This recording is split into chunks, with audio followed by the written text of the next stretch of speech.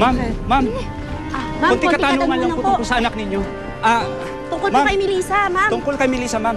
Nahanap niyo na po ba si Melissa, ma'am? May balita na po ba kayo sa kanya?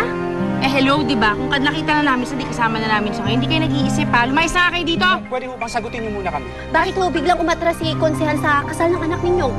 Bakit ba ayaw niyo kaming tantanan? Wala na kaming connection sa pamilya ni Mayor. Iniiwan na ng anak niyang anak ko, kaya pwede ba? Umalis na kayo!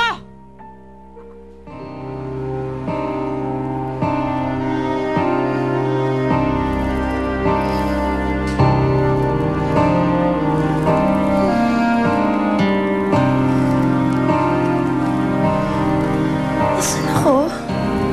Nandito po kayo sa ospital ng San Martin, ma'am. Ospital?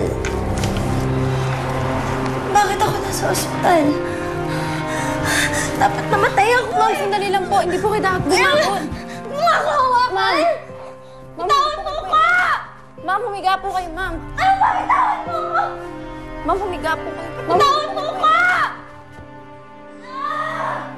Ma'am!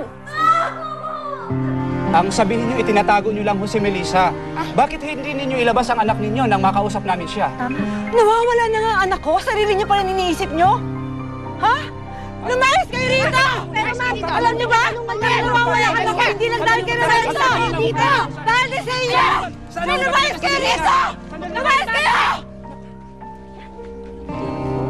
Kapan?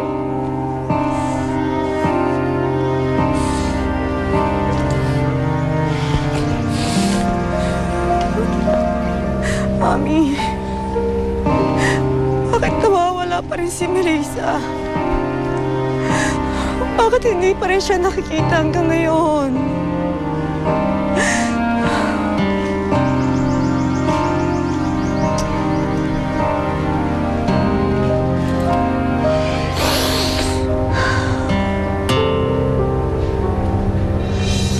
Bitiwan mo nga ako!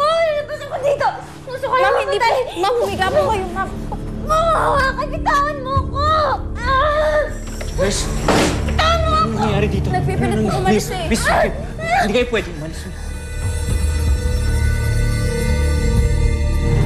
Ligtas ka na. Ikaw yung nagligtas sa akin. Dapat hindi ako ginawa yun. Dapat hinayaan mo ako mamatay! Bitawan mo nga ako! Huwag niyo. Bitawan mo ako!